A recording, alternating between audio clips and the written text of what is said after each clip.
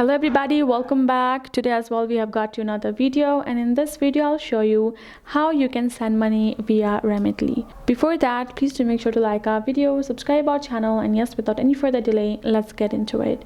So for that, it's a very easy method, so make sure to watch the video till the end, and here we go. First thing first, you simply have to open up your Remitly app and sign in as well.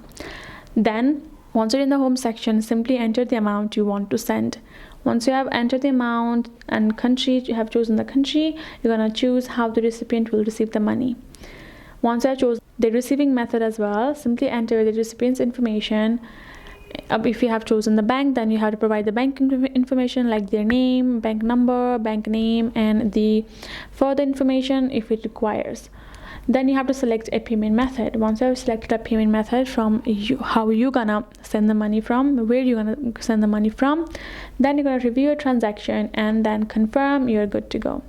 Once you have done that, you can also simply track your transfer in the app or on the Remitly website. Once you have issued a transfer, you can get the notification from Remitly about the status of your transfer continuously, so you will know when the transfer has been completed. And you can also call Remitly directly if you have question about a communication from them, or if have any question or queries. That's how easy it is to send money from Remitly.